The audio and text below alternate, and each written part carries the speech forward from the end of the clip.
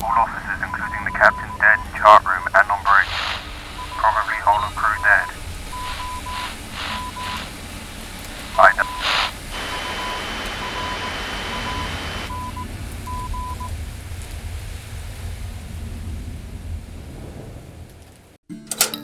On a fairly routine day in 1948, ships traversing the Strait of Malacca would receive a disturbing message from the Dutch cargo vessel the Ourang Medan. Although vague in nature, withholding any vital information that might have led to a more immediate rescue, it did provide a chilling insight into the current situation aboard. Ships in the area were immediately put on high alert, and although it took some time and required the help of both English and Dutch listening posts, a location for the vessel was soon established.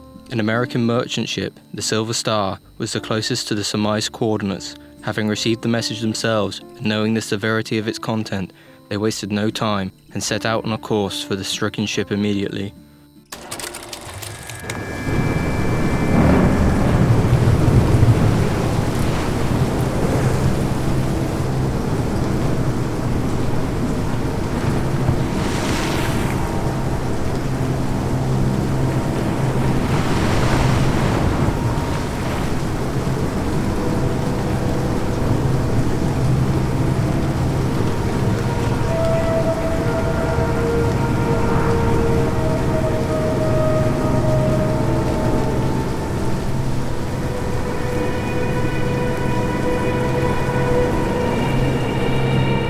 Sometime later, a vessel came into view across the horizon.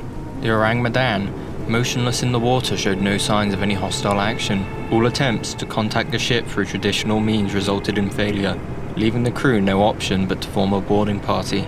The small group ventured into the eerie halls of the Medan, and what they found would surely haunt them for years to come.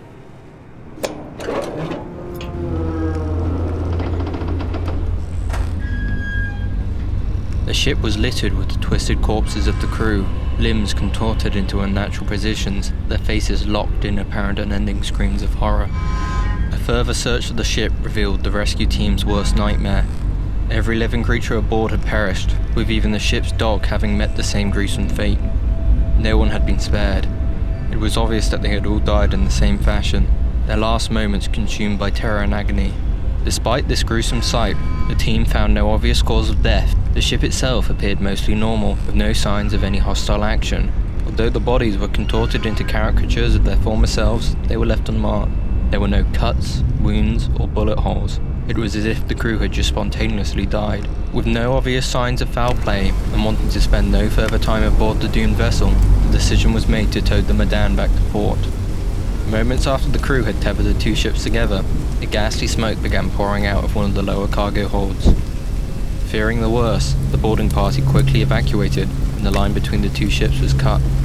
By now, the ship was ablaze, the fire quickly having spread through the lower decks. Moments later, the explosion had completely destroyed the Ourang Medan's structural integrity, and within moments began to sink beneath the waves, taking its ill-fated crew and the mystery of what had happened to them to the bottom of the ocean.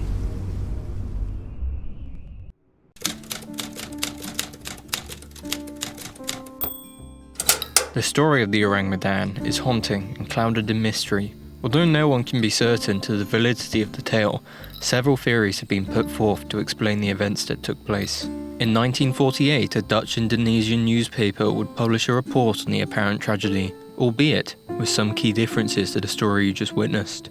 They purport that the origins of the tale come from a surviving member of the crew, an unnamed German sailor who swam ashore before the Silver Star had arrived. The location of the vessel, not the Straits of Malacca, but now somewhere off the shores of the Marshall Islands. The sailor told his story to a missionary. Apparently, the crew had been transporting a poorly secured illicit shipment of sulfuric acid. The fumes, having escaped the broken containers, quickly overpowered the crew. There are a number of issues with this version of the tale. For one, and perhaps the most damning, is that no ship under the name the Ourang Medan had ever been registered. Although the Silver Star did in fact exist, by 1948 the name of the vessel had been changed, spending most of its time around Brazil, not the Straits of Malacca. Another theory put forth surmises that the Medan could have been carrying a cargo of wartime nerve agents captured by the US military post-war. A US ship carrying the substance would undoubtedly leave a paper trail, so the material was loaded onto an unregistered vessel, one that would avoid other ships and transport the cargo to the US, or a base somewhere in the Pacific. This theory accounts for some of the more grisly details later reported. With the gas having leaked from its containers, it would have immediately began affecting the crew, leaving them little time to form a proper response or evacuate. Quite confusingly, in recent years, further research has resulted in the discovery of 2 articles in British newspapers way back in 1940. This time around, the Medan is a steamship, now located in the seas southeast of the Solomon Islands.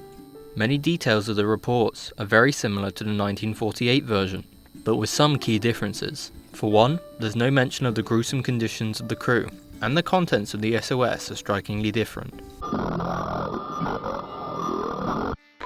SOS from steamship Ourang Medan.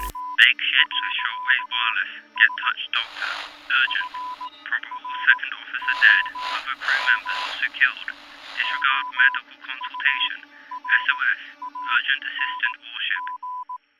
This version of the story is said to have come directly from a crew member of the warship which later arrived on the scene, although the name of the vessel is unmentioned. The valiant effort of the crew of the Silver Star appears to be a detail added to the story at a later date. The many versions of this tale raises an interesting question. Could the legend of one of history's most mysterious ghost ships be completely fabricated? A story designed to momentarily provide a reprieve from the constant barrage of wartime reporting, one that was drowned out by the ongoing war and later dusted off and updated for a second go-around at the end of the decade. Perhaps there is some truth to the myth. Maybe events did unfold in the manner the story states, but without the discovery of the wreckage or the surfacing of some further details, it's likely this mystery will remain exactly that,